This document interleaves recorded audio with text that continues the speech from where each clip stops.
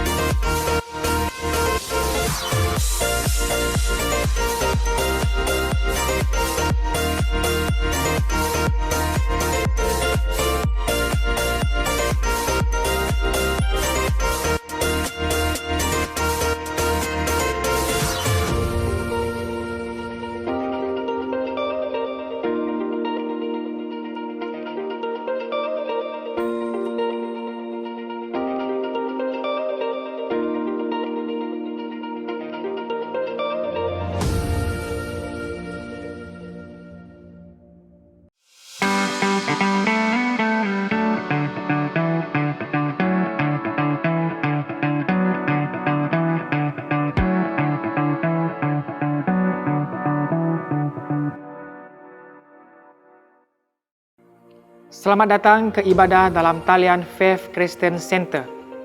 Sebentar saja lagi, kita akan memulakan ibadah hari ini. Untuk menikmati ibadah yang hidup dan berkuasa, ikutilah panduan berikut. Siapkan hati Anda dengan minda yang benar, yaitu beribadah. Berpakaianlah seperti Anda beribadah di gereja. Elakkan daripada melakukan aktiviti lain sepanjang ibadah. Pastikan telefon Anda dalam keadaan mode senyap. Bernyanyilah dengan suara kuat, bersukacitalah sambil bertepuk tangan dan mengangkat tangan semasa pujian dan penyembahan. Memberi respon terhadap firman Tuhan dengan mengatakan amin. Anda juga digalakkan untuk mencatat nota. Selamat beribadah. Shalom jemaat Tuhan, apa kabar Anda semua? Anda juga boleh respon di ruangan chat box dengan mengatakan berita Anda ataupun kabar Anda pada waktu ini. Dan kami berharap Anda juga dalam keadaan yang baik dan sehat di samping teman-teman dan juga keluarga Anda. Mari jemaat Tuhan, kita bangkit berdiri, kita siapkan hati kita untuk memuji dan menyembah Tuhan. Saudara-saudari, Tuhan beserta kamu. Saya gembira bila mereka berkata kepada saya, hai, marilah kita menyanyi kepada Tuhan. Allah itu roh. Kemuliaan kepada Allah, Bapa, Anak, dan Roh Kudus. Mari kita doa bersama. Ya Allah yang Maha Kuasa, semua hati manusia terbuka di hadapan Tuhan.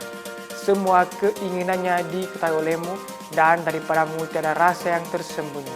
Sucikanlah niat hati kami dengan ilham Roh Kudus-Mu, supaya kami boleh mengasihi-Mu dengan sempurna dan memuliakan nama-Mu yang kudus dengan selayaknya, melalui Yesus Kristus Tuhan kami. Amin. Haleluya. Mari kita masuk dalam hadirat Tuhan. Sembahlah Tuhan. Pujilah Tuhan Yesus.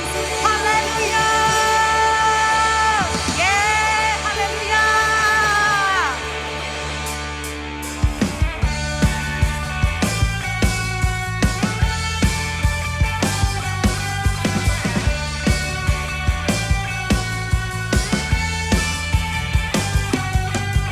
Satu nama yang besar, hanyalah nama-Mu Tuhan. Gunung batu kekuatan, hanyalah nama-Mu Tuhan. Tak terbatas kuasa-Mu Tuhan. Ajaib hebat, Raja berkuasa. Kami bawa pujian, nyanyian kemenangan, masuki gerbang-Mu, hati kami bersuka. Tangan kami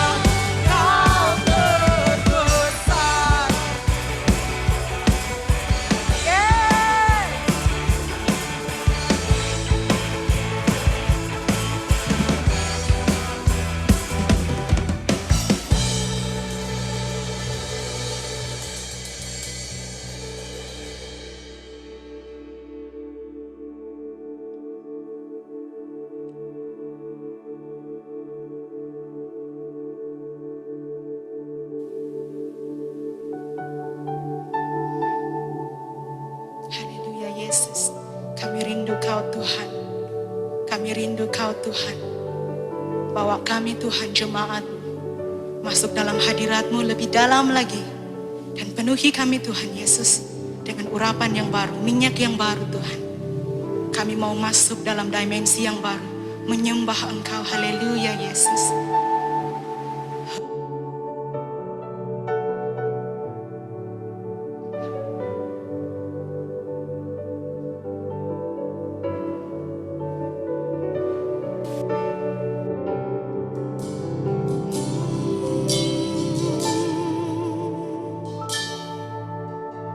Yesus Tuhan ditinggikan,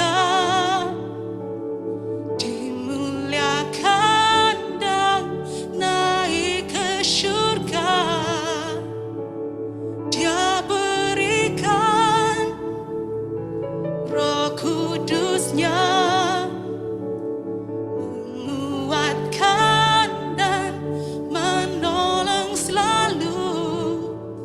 Sungguh ku rindu bersekutu denganmu selamanya.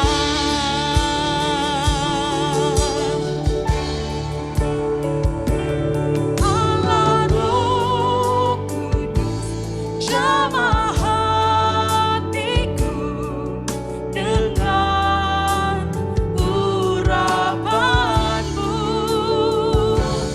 Rindu selalu dekat denganmu, tinggal di hadiratmu.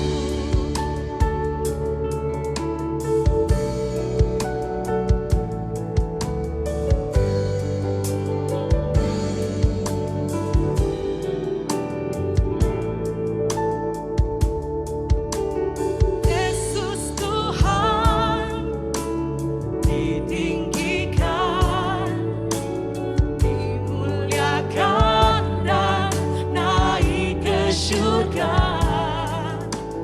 Dia berikan Roh Kudus-Nya, menguatkan dan menolong selalu. Sungguh ku rindu bersekutu denganmu selamanya.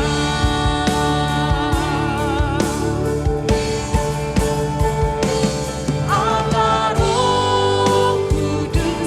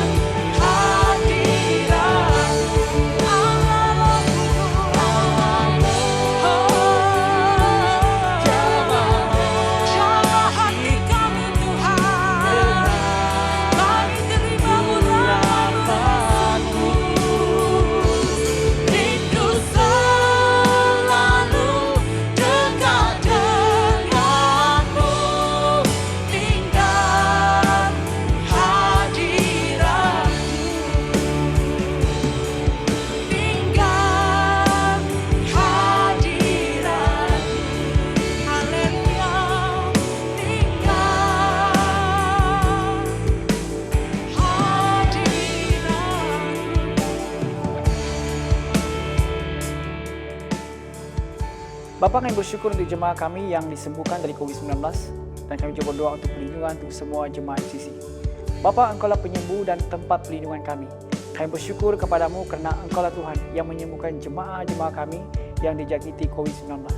Kami berterima kasih Tuhan atas penghiburan dan kekuatan yang Kau berikan ketika mereka sedang bergelut dengan virus ini. Terima kasih Tuhan, terima kasih Bapa kerana Engkau Tuhan yang mendengar seruan doa kami bagi penyembuhan mereka. Terima kasih Bapa kerana Engkaulah Tuhan yang mendengar setiap seruan doa kami. Kami mohon Bapa agar Engkau terus melindungi jemaah kami, jemaah-Mu dimanapun mereka berada.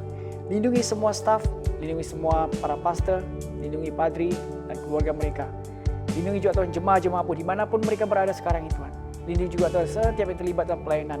Supaya Tuhan kami terus bebas untuk mendekat kepadamu, bebas untuk melayani dalam nama Tuhan Yesus. Kami juga Tuhan mau berdoa untuk Perdana Menteri kami, Datuk Seri Ismail Sabri, agar kuasa dan wibawa datang daripada Engkau.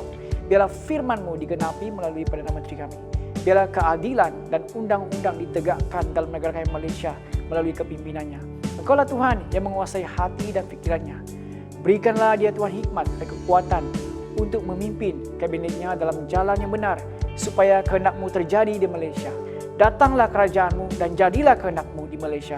Dalam nama Tuhan Yesus Kristus, kami mohon semuanya. Amin. Amin. Shalom. Salam sejahtera kepada jemaah FCC yang dikasihi Tuhan. Dan selamat datang dan salam sejahtera juga kepada mereka yang beribadah bersama-sama dengan kami di FCC.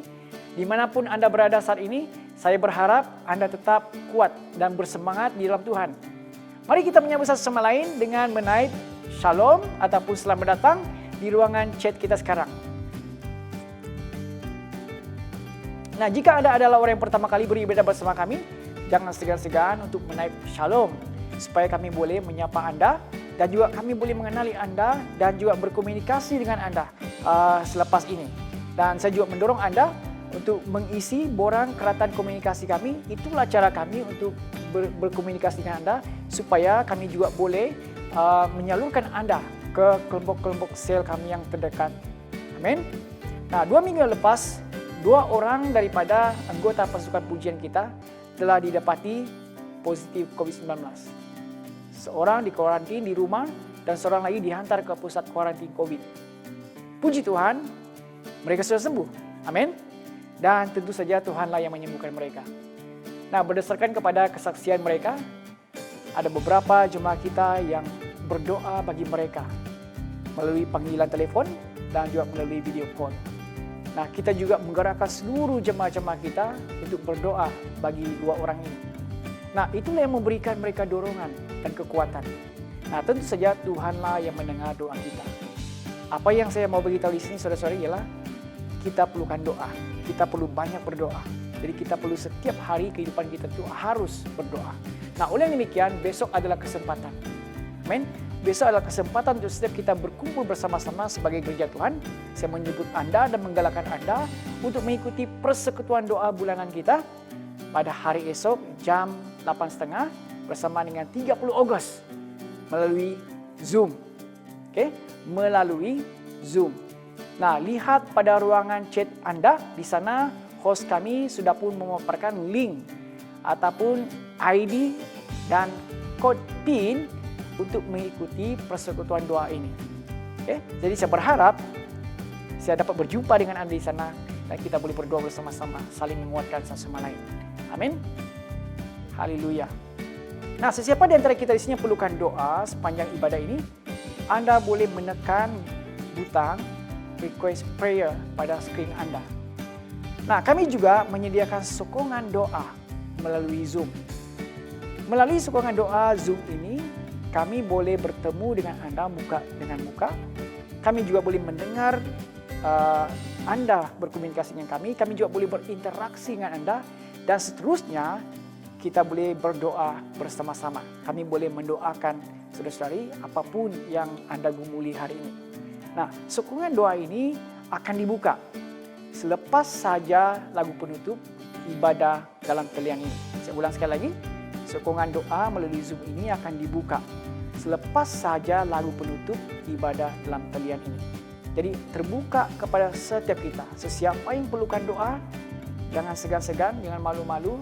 Kita mau menguatkan sesama lain, kita mau mendorong sesama lain meneguhkan iman kita sama lain, jadi kita perlukan doa satu sama lain. Ikutilah, kan masuklah, joinlah kepada sokongan doa ini. Kami coba mengambil waktu 30 menit, kan berdiam di sana, dan selepas 30 menit sokongan doa ini melalui Zoom ini akan ditutup. Oke? Nah, Anda boleh mengikuti sokongan doa Zoom ini dengan menekan link yang disediakan oleh host kami pada ruangan chat. Atau masukkan ID dan juga kode PIN yang tertera pada skrin Anda. Sekarang Anda catat ID dan kode PIN yang tertera pada skrin Anda. Nanti selepas saja doa penutup, Anda terus masuk. Anda terus mengikuti sokongan doa melalui Zoom dengan memasukkan ID dan juga kode PIN yang tertera di skrin Anda. Kami menanti Anda. Kami mau melayani Anda. Amen. Nah, saudara-saudara, ini adalah waktu untuk kita memberikan persembahan dan persepuluhan kepada Tuhan.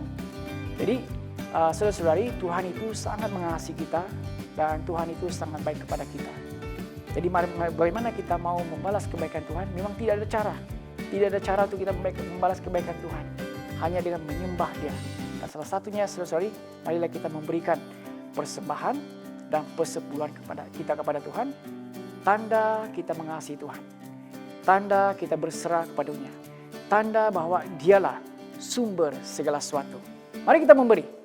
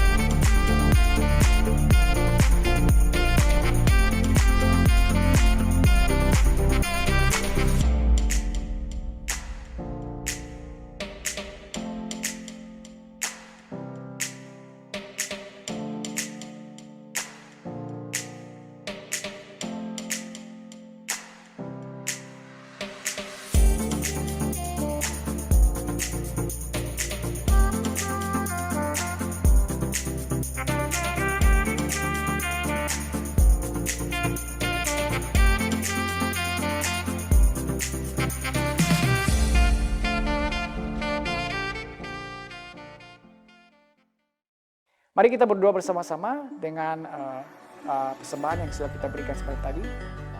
Tuhan, Engkau besar dan berkuasa, mulia, indah, serta agung. Segala yang di langit dan di bumi ialah milik-Mu. Segala sesuatu adalah pemberian daripada-Mu. Kami ini hanya memulangkan kepada-Mu apa yang sememangnya milik-Mu. Amin. Silakan dulu saudara-saudari. Minggu ini kita bersyukur kepada Tuhan karena kita akan dilayani firman Tuhan oleh Reverend Jakobus Chong. Reverend Jakobus merupakan padri penguasa Gereja Yesus Batu Penjuru, Tarakan, Indonesia. Jadi saya percaya Tuhan akan berbicara kepada setiap kita di sini. Tuhan akan memberikan kita kekuatan lewat daripada firman Tuhan yang kita dengar sebentar lagi. Nah, sebelum kita mendengar khotbahnya, mari kita siapkan hati kita dan pikiran kita untuk mendengarkan pembacaan firman Tuhan. Pembacaan firman Tuhan diambil daripada Roma pasal 13 ayat 8 hingga 10.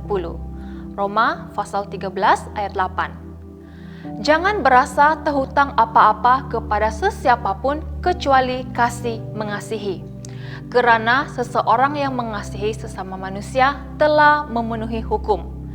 Kerana perintah-perintah, jangan berzina, jangan membunuh, jangan mencuri, jangan ingini milik orang lain, dan perintah-perintah yang lain adalah terangkum dalam perintah ini. Kasihilah sesama manusia sebagaimana kamu mengasihi dirimu sendiri. Kasih tidak berbuat jahat kepada sesama manusia. Oleh itu, kasih memenuhi hukum. Demikianlah firman Tuhan. Jemaat Tuhan, mari kita semua berdiri untuk mendengarkan pembacaan Injil. Injil Kudus dari Tuhan kita Yesus Kristus menurut Markus pasal yang ke-7, ayat yang pertama hingga yang ke-8 disambung ayat ke-14 dan 15, dan seterusnya ayat 21 hingga yang ke-23. Bersama, kemuliaan kepadamu Tuhan Yesus. Markus pasal yang ke-7 ayat yang pertama. Orang Farisi dan beberapa ahli Taurat yang datang dari Yerusalem berkumpul di keliling Yesus. Mereka melihat beberapa murid Yesus makan dengan tangan najis, yaitu tangan yang tidak dibasuh. Orang Farisi malah semua orang Yahudi taat mengikut adat istiadat nenek moyang mereka. Mereka tidak akan makan sebelum membasuh tangan menurut cara-cara yang ditentukan. Apabila pulang dari pasar, mereka juga tidak akan makan sebelum membersihkan diri. Banyak lagi peraturan yang diamalkan oleh mereka, seperti hal membasuh cawan, kendi, dan bekas tembaga. Oleh itu, orang Farisi dan ahli Taurat di situ bertanya kepada Yesus, "Mengapakah muridmu tidak menurut adat istiadat nenek moyang kita? Mengapakah mereka makan dengan tangan yang najis?" Yesus menjawab, "Tepat sekali kata-kata Yesaya dalam nubuatnya tentangmu, hai orang munafik, seperti yang tersurat. Bangsa ini menghormatiku dengan kata-kata, tetapi hati mereka jauh daripadaku.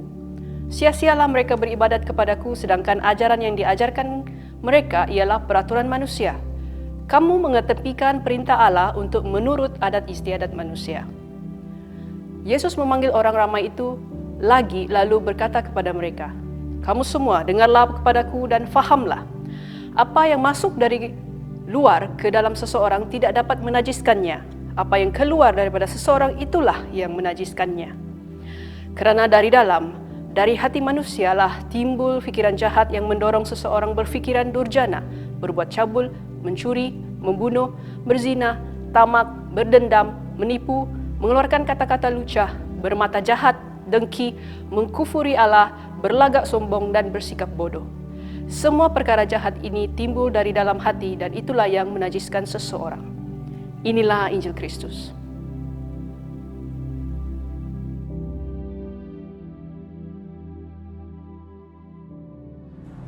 Salam damai sejahtera kepada jemaat Tuhan yang terkasih dalam Kristus. Sebelum kita mendengarkan firman Tuhan, mari bersama-sama kita berdoa. Bapa di surga, terima kasih untuk kasih dan anugerah-Mu yang besar bagi kami, di mana kesempatan yang indah Engkau berikan kepada kami pada saat ini untuk dapat beribadah, memuji, menyembah-Mu, dan bahkan terindah kami dapat menerima firman-Mu. Tuhan, bukalah hati kami dan pikiran kami, supaya kami dapat menerima firman Tuhan, dan Roh Kudus-Mu ya Tuhan, yang akan menolong kami untuk memahami dan mengerti, sehingga firman Tuhan yang kami terima akan terus bertumbuh dalam hidup kami. Berkati hamba-hamba-Mu yang mendengarkan dan hamba-Mu yang menyampaikan. Biarlah Tuhan, oleh karena kemurahan-Mu, kami dengan berkat ilahi menerima firman-Mu. Di dalam nama Yesus kami berdoa. Amin. Amin. Dari Roma pasal 13 ayat 1 hingga 7, yang dimana Rasul Paulus telah mengajar jemaat Tuhan sebagaimana yang kita belajari dalam firman Tuhan minggu yang lalu, tentang ketertundukan kita sebagai orang-orang percaya kepada pemerintah dan juga kerajaan atau penguasa, dan juga di mana Rasul Paulus juga mengajar mengenai kewajiban kita tentang hutang. Nah, beralih daripada itu semua, di dalam Roma pasal 13 ayat yang ke-8 hingga 10, Rasul Paulus membawa kita untuk melihat sebuah topik mengenai kasih, dengan satu tema, yaitu kasihi sesamamu. Dalam Roma 13 ayat 8 hingga 10, bukan saja memberikan kita nasihat untuk saling mengasihi, tetapi Rasul Paulus juga memberikan kita pandangan kekristenan terhadap kasih. Rasul Paulus menekankan akan pentingnya pemahaman yang benar tentang kasih dan disertai dengan sebuah tindakan yang nyata. Itulah yang diperlukan. Karena kalau hanya saja kita memiliki pandangan yang benar tetapi tidak disertai dengan sebuah tindakan nyata, maka itu semua hanya sebuah kumpulan teori-teori yang tidak berguna. Oleh itu saudara-saudariku, kasih merupakan bagian daripada hidup orang-orang yang percaya dan merupakan dasar daripada keselamatan yang telah Tuhan anugerahkan bagi Anda dan bagi saya dan bagi semua umat-umat Kristen. Oleh itu saudara-saudariku, Rasul Paulus menekankan mengenai kasih dalam kehidupan orang Kristen yang dimana menjadi sebuah tanggung jawab, sebuah kewajiban yang besar yang diperlukan di dalam kehidupan kita. Dan di mana Rasul Paulus mencoba untuk menghubungkan antara kasih dengan kewajiban kita di dalam masalah hutang. Yang di mana Rasul Paulus mengatakan bahwa kasih adalah hutang yang tak terbayarkan. Itulah saudara-saudariku, mengapa kita harus saling mengasihi. Kita harus mengasihi satu sama lain. Karena kasih adalah hutang yang tidak terbayarkan. Rasul Paulus mengawali dengan sebuah perintah, yaitu di dalam Roma 13 ayat 8a. Berkata, janganlah kamu berhutang apa-apa kepada siapapun juga, tetapi hendaklah kamu saling mengasihi. Pada ayat-ayat sebelumnya, Rasul Paulus mengajarkan mengenai hutang yang harus dibayarkan.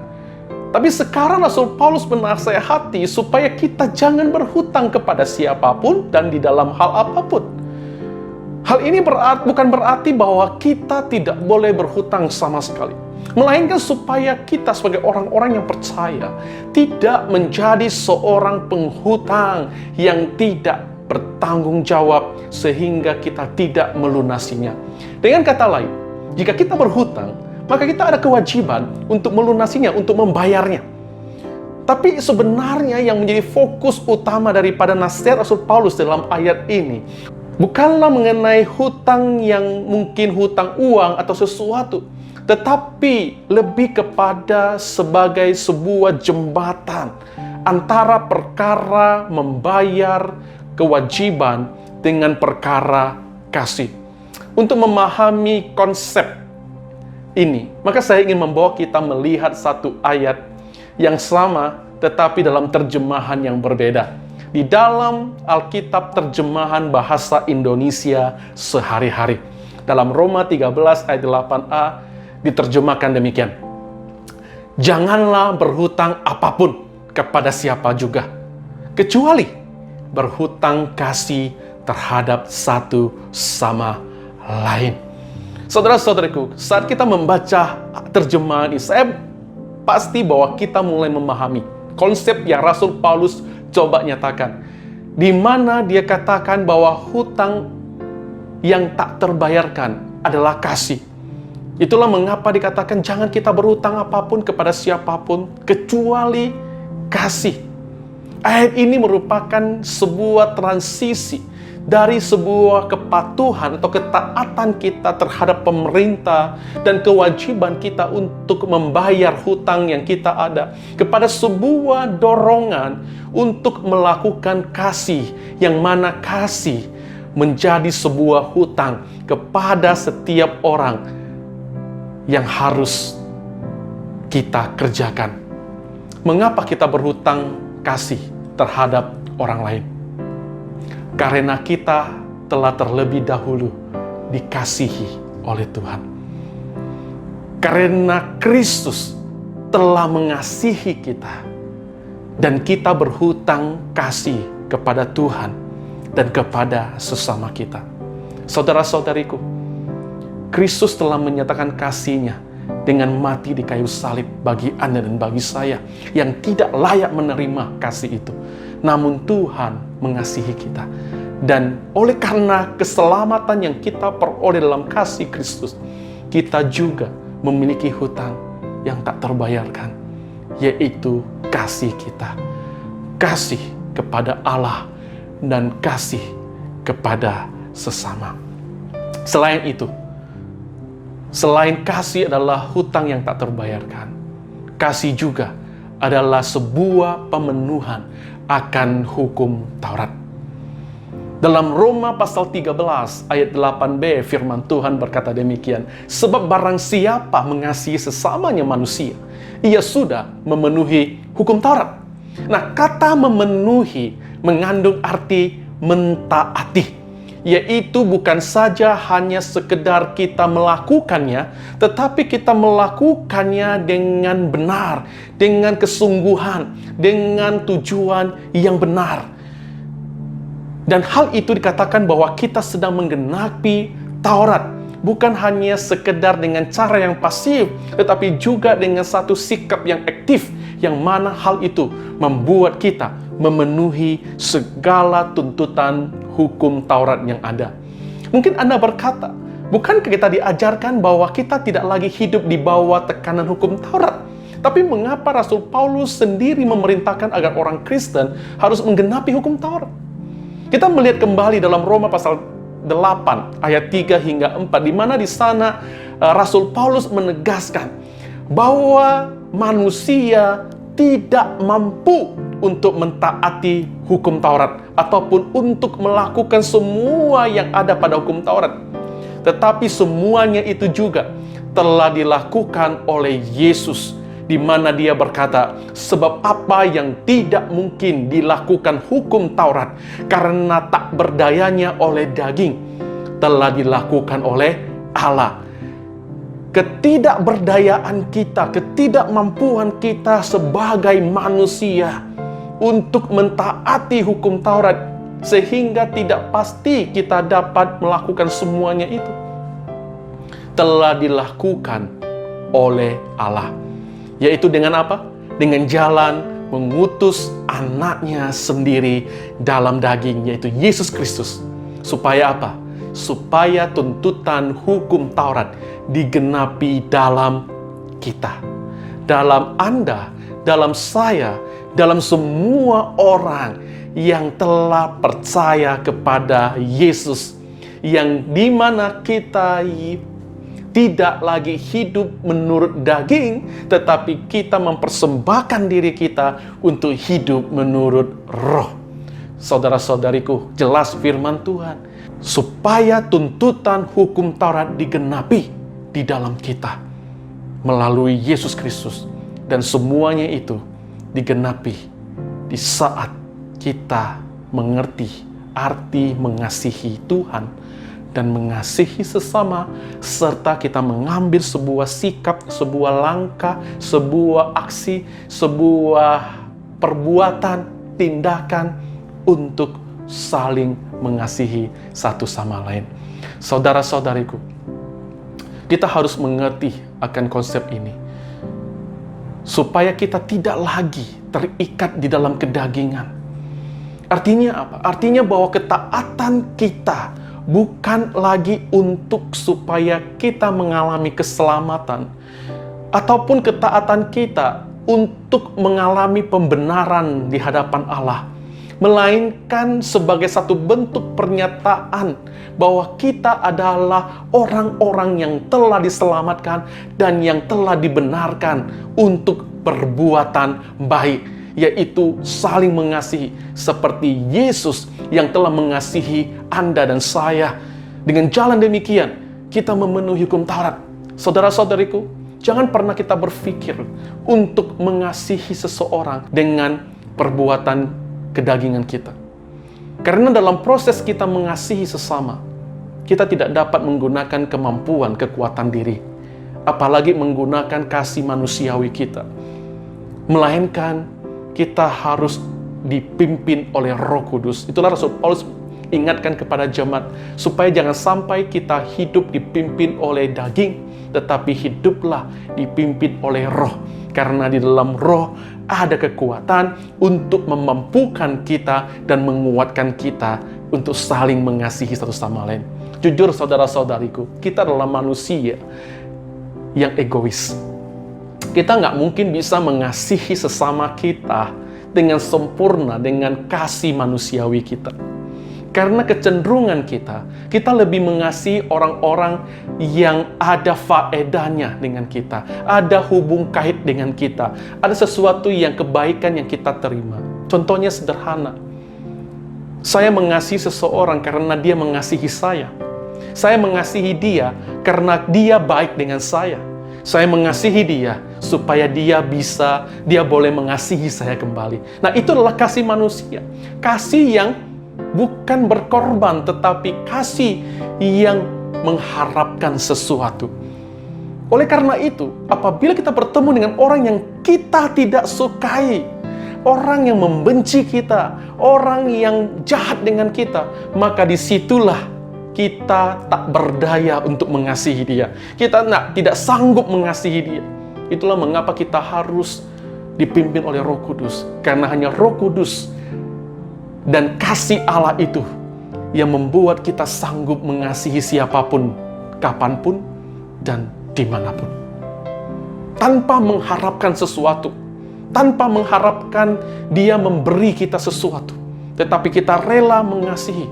Itulah kasih yang Yesus berikan kepada kita. Kasih yang berkorban.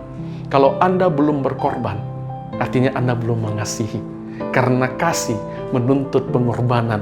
Sesuatu yang terkorbankan dalam diri kita.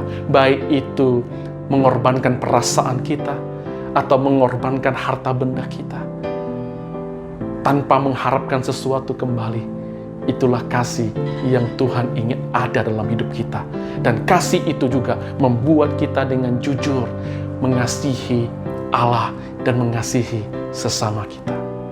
Saudara-saudariku, kita memahami konsep kasih Allah ini membuat kita mengerti tentang tuntutan kasih Allah dalam hidup kita.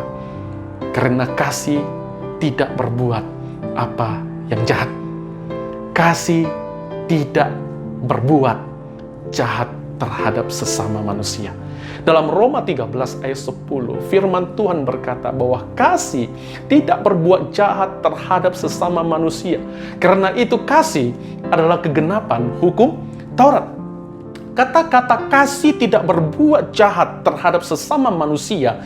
Di situ kita melihat bagaimana Paulus menghubungkan perkataan mengenai kasih di dalam ayat-ayat sebelumnya yang terdapat di dalam ayat 8 dan 9 dengan nasihat-nasihat yang telah diberikan dalam bagian sebelumnya. Maka kita melihat di sini Rasul Paulus mengingatkan umat Allah, Anda dan saya juga, bahwa orang-orang Kristen akan terhindar dari perbuatan jahat terhadap sesamanya manusia apabila kita menjaga juga memelihara kasih Allah yang ada dalam hidup kita. Sebab kasih itu tidak berbuat jahat dan kasih itu menutupi banyak kejahatan. Nah, kasih menutupi banyak kejahatan itu banyak orang mensalah tafsirkannya dengan mengatakan bahwa kalau kita berbuat kasih banyak, maka kejahatan kita akan berkurang. Ataupun seperti konsep timbangan, ya. Kalau kita banyak berbuat jahat, maka akan berat di sebelah jahat. Kalau kita banyak berbuat kasih, maka dia akan menguranginya. Saudara-saudari, bukan konsep itu. Yang dimaksudkan kasih menutup banyak kejahatan adalah artinya jika kita sibuk berpikir dan berbuat kasih, maka kita tidak ada waktu untuk berpikir dan berbuat yang jahat. Dengan jalan demikian, Anda dan saya akan terhindar dari banyak kejahatan. Dan kejahatan timbul akibat ketiadaan kasih dalam hidup kita.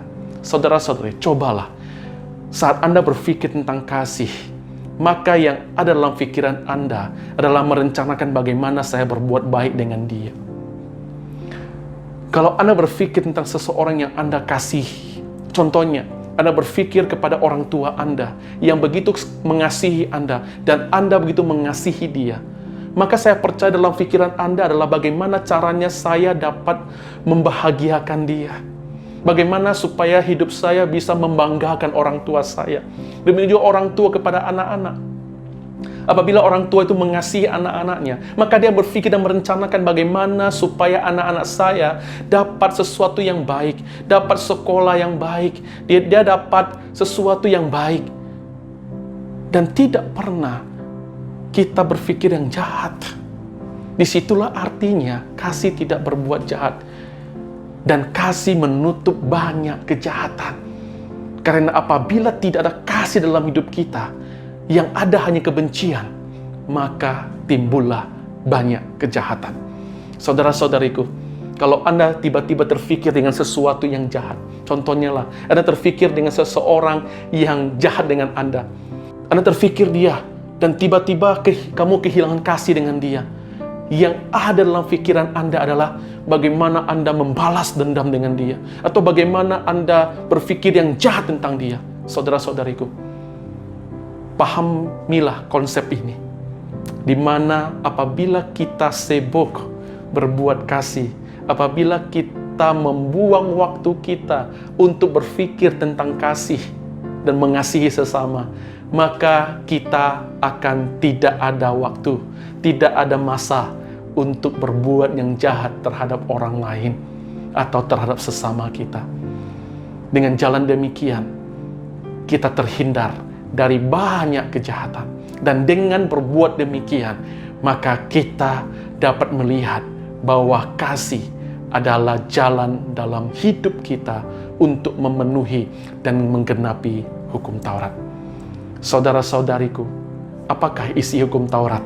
Banyak sekali, tetapi Yesus menyimpulkannya menjadi dua, yaitu apa? Kasihilah Tuhan Allahmu dengan segenap hatimu, dan kasihilah sesamamu manusia seperti mengasihi diri sendiri. Itulah isi semua hukum Taurat. Dan saat kita mengasihi sesama dengan kasih Allah, kita memenuhi semuanya itu. Jadi saudara-saudariku, dalam Roma 13 ayat 8 hingga 10, kita dapat melihat dua sisi, dan saya menyimpulkannya menjadi dua sisi.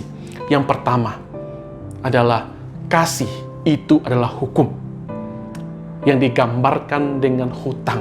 Artinya bahwa kasih adalah kewajiban, keharusan orang-orang percaya, orang-orang Kristen. Karena itu adalah hukum, hutang yang tak terbayarkan.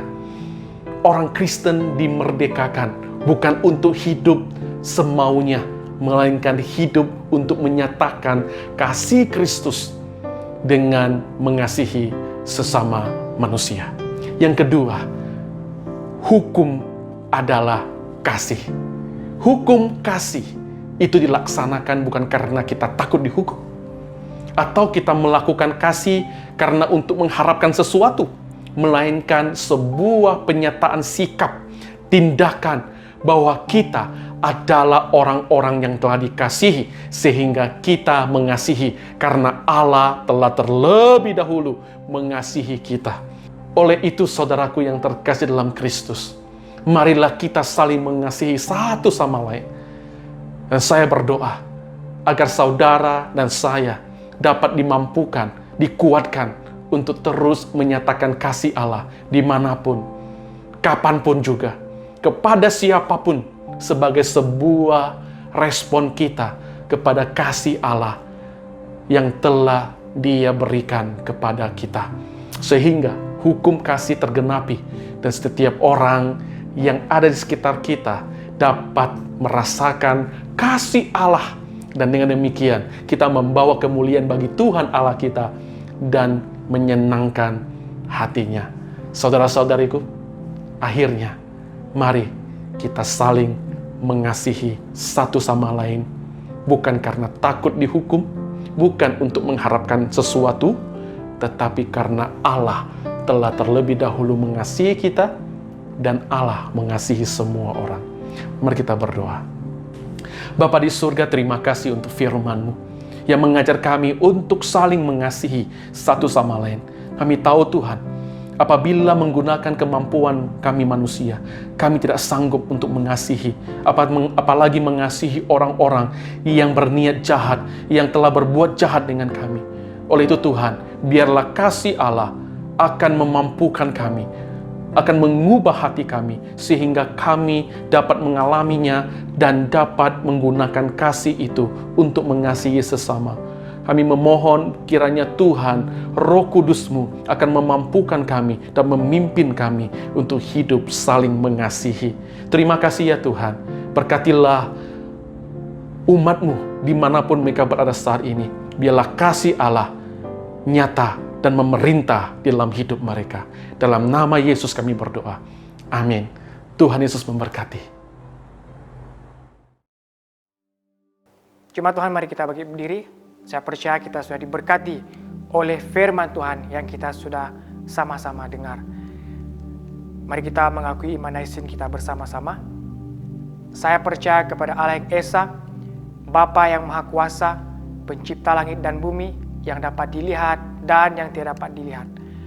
Saya percaya kepada Tuhan Yesus Kristus, Anak Tunggal Allah, yang kekal diperankan oleh Bapa, Allah daripada Allah, terang daripada terang, Allah benar daripada Allah benar.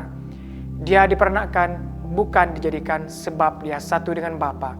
Maka segala sesuatu dijadikan olehnya untuk kita manusia dan untuk keselamatan kita. Dia turun dari syurga dan oleh kuasa Roh Kudus. Dia dilahirkan oleh anak darah Maria dan menjadi manusia. Kerana kita, dia disalibkan semasa pemerintahan Pontius Pilatus. Dia menderita, diseksa sampai mati, lalu dikuburkan. Pada hari yang ketiga, dia bangkit pula menurut yang dibuatkan dalam Alkitab, lalu dia naik ke syurga. Dia duduk di sebelah kanan Bapa. Dia akan datang kembali dalam kemuliaan untuk menghakimi baik orang yang masih hidup maupun orang yang sudah mati, dan kerajaannya tidak akan berkesudahan. Saya percaya kepada Roh Kudus, yaitu Tuhan dan Pemberi hidup, yang datang daripada Bapa dan Anak, serta dengan Bapa dan Anak dia disembah dan dipermuliakan. Dia telah berfirman melalui nabi-nabi. Saya percaya kepada gereja sedunia yang kudus, dan daripada rasul-rasul itu saya mengaku satu baptisan akan mendatangkan pengampunan dosa. Saya menantikan kebangkitan orang mati dan kehidupan dalam dunia yang akan datang. Amin. Jemaat Tuhan yang terkasih dalam Kristus, dengan iman terimalah berkat daripada Tuhan Allah kita. Sentosa Allah yang melebihi pengertian manusia memelihara hati dan jiwa kamu di dalam pengetahuan dan kasih Allah, dan di dalam anaknya Yesus Kristus Tuhan kita. Dan berkat Allah yang Maha Kuasa, Bapa, Anak, dan Roh Kudus beserta dengan kamu dan tinggal serta dengan kamu sampai selama-lamanya. Amin. Pergilah dengan damai untuk mengasihi dan melayani Tuhan. Dalam nama Kristus. Amin.